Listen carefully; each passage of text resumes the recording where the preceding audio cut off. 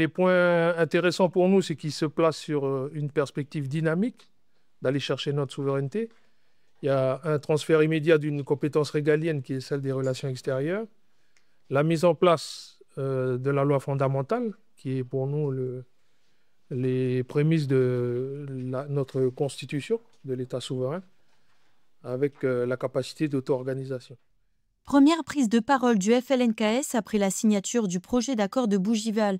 Pour le parti, il s'agit d'un accord de principe pour avancer sur la trajectoire vers la souveraineté, une première étape vers un projet définitif qui devra être discuté avec les différentes instances.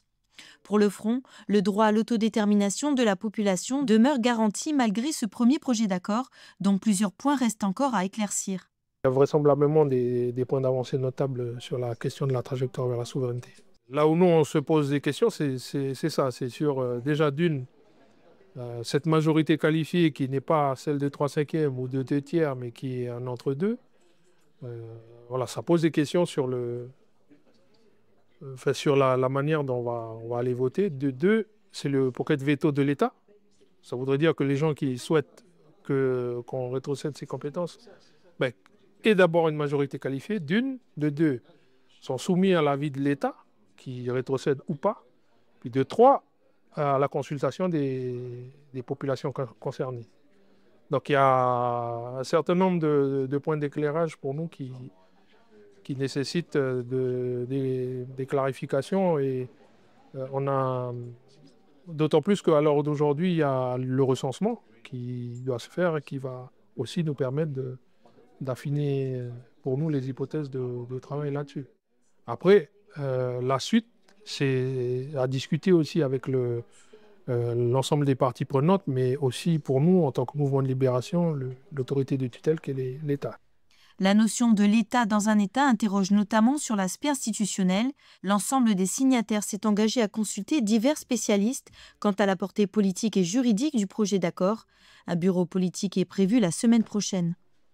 C'est ici, sur les terres coutumières du groupement de droit particulier local Poavi d'Afia, qu'a été lancé hier le chantier de construction d'une centrale solaire.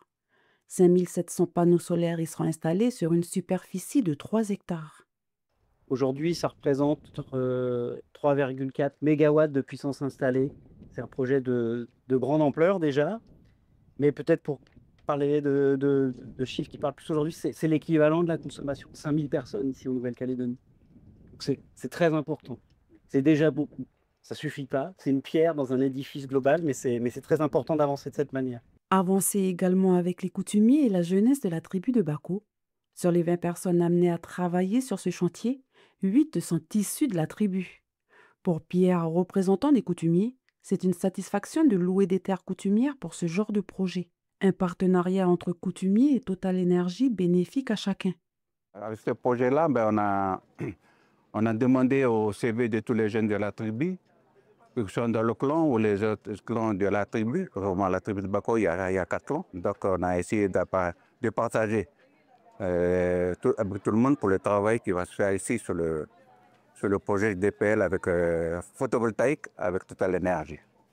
Avec moins de rejet de carbone, Total Énergie confirme son ambition de placer l'environnement au cœur de ce projet. Et on a effectivement des besoins énergétiques, on a surtout besoin de remplacer à un moment donné une énergie d'origine fossile par des énergies d'origine renouvelable, avec un intérêt écologique avéré, hein, on émet moins de gaz à effet de serre, avec une accession à une forme d'indépendance énergétique. Hein, tout ce qui est aujourd'hui produit à base d'énergie fossile est importé. On n'a pas la ressource en Nouvelle-Calédonie, alors que là, on a la ressource de soleil, de vent, d'hydro, avec des barrages. Et donc, c'est vraiment l'intérêt, c'est d'apporter aux populations, au réseau, une énergie qui est décarbonée. 360 millions de francs, c'est le coût de ce projet, dont 150 millions en sous-traitance. Un projet d'une durée de 9 mois, avec une mise en service prévue courant 2026. Le mois d'août qui approche est une période charnière pour l'orientation des élèves de 3e. Ils vont devoir remplir leur fiche de vœux et choisir leur filière d'études ou de formation. Pour les y aider, le Collège de La Roche accueille cette année le Carrefour des métiers, un événement organisé avec quelques difficultés. On avait demandé si on pouvait avoir un pilote, on n'en a pas. pour tout ce qui est général en fait. C'est-à-dire on n'a pas aujourd'hui on n'a pas pu avoir les pompiers. Les pompiers n'ont pas pu être présents. Avec le personnel de santé et les gendarmes, ils étaient mobilisés sur de multiples accidents de la route survenus dans la nuit. Sur ce carrefour des métiers, les élèves de Nénoné ont conscience de l'importance de se former et les métiers liés à la sécurité, tels que ceux proposés par la gendarmerie, ont beaucoup intéressé. Pour plus tard, pour assurer leur avenir, puis pour travailler. Sinon, tu vas rester là, à le clochard. Oui, ça m'intéresse. C'est la sécurité des personnes, tout ça, pour surveiller les vies des personnes, tout ça. Quand vous rendez une voiture volée à quelqu'un, quand vous secourez quelqu'un qui a été agressé et que vous l'aidez dans les enquêtes, enfin dans la poursuite de l'enquête, c'est tout à fait valorisant et c'est un métier qui est pas routinier. Un intérêt qui s'explique aussi par l'accessibilité de ces métiers à différents niveaux d'études. Il faudra commencer par gendarme adjoint, c'est l'équivalent de l'apprenti si on veut, c'est 6 ans maximum, et ça ouvre le concours de sous-officier qui normalement est ouvert aux gens qui ont des bacs. Donc c'est cette possibilité-là aussi de pouvoir découvrir le métier, voir si ça me plaît, et après de pouvoir évoluer. L'année prochaine, c'est le collège de Taremen qui accueillera le carrefour des métiers. Nos familles, nos enfants, nos vieux meurent. Des phrases que l'on pourra lire sur les banderoles du collectif Santé en péril dans le Nord lundi prochain à Koné. Cela fait plusieurs semaines qu'un groupe d'habitants du Nord se retrouve sur Koumak pour préparer la marche du 21 juillet prochain. Ils dénoncent la situation critique que vivent les populations du Grand Nord depuis quelques mois. Auguste, cet habitant de Ouigoua, en est l'initiateur. On est un groupement de personnes. J'en ai parlé aux gens de Koumak pour faire un groupement pour aller devant la promesse. Pourquoi il n'y a pas d'urgence à Koumak et il n'y a pas de docteur à Koumak et Point-Dimier. Et après on est parti sur ça. Je ne pensais pas que voilà, ça allait tenir la route. Puis maintenant je suis content de... Beaucoup de soutien à Koumak. Je viens souvent, tous les mercredis, je viens sur Koumak, en réunion. En plus d'un tract relayé sur les réseaux sociaux pour annoncer la mobilisation, Auguste est allé à la rencontre des habitants du Nord. J'ai fait Balade, Pouibo, Diaoué, Yombé.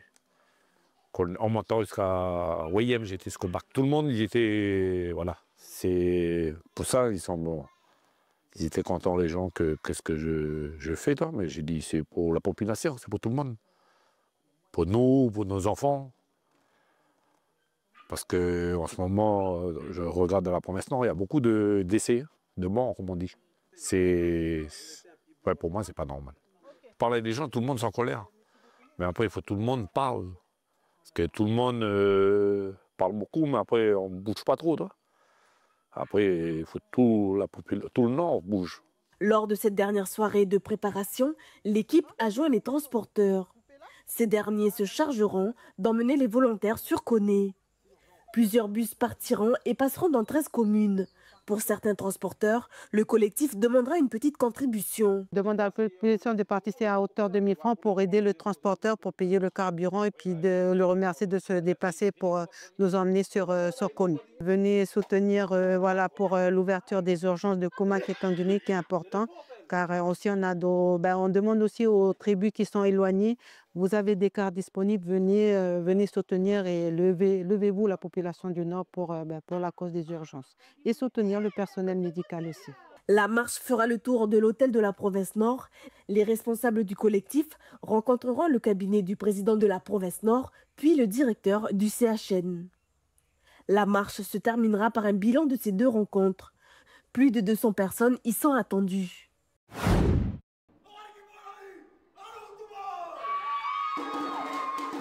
Accueilli dans la plus pure tradition polynésienne, le ministre des Outre-mer ne boude pas son plaisir de poser le pied sur le Fénois. Pour ce premier séjour, Manuel Valls souhaite prendre le temps de découvrir les différentes facettes du territoire. Je ne dirais pas que c'est un déplacement tranquille, parce que quand on dit ça, c'est exactement le contraire qui se passe. Mais j'ai voulu prendre le temps, ce que je fais à chaque fois. Quand on est Premier ministre ou ministre de l'Intérieur, on va vite. Et là, au contraire, même si Une semaine, ça n'est sans aucun doute pas suffisant pour aller partout. Manuel Valls s'est entretenu durant 1 heure avec le président Brotherson et son gouvernement. Sans un mot pour la presse, Manuel Valls s'est rendu à l'Assemblée de la Polynésie française pour rencontrer son président Anthony Géros. Il commence à se rendre compte que dans les Outre-mer, il faut que la posture de l'État trouve une autre manière de s'affirmer plutôt que celle de s'opposer à chaque fois à des revendications comme celle que la Polynésie a proposées à l'État français.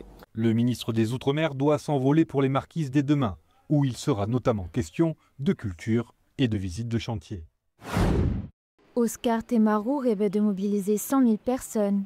Ce matin, près de 200 militants indépendantistes se sont mobilisés à Papeete, avec 2 sit-ins, l'un devant le temple protestant, l'autre devant la cathédrale, qui ont fini par se rejoindre à Tarahui.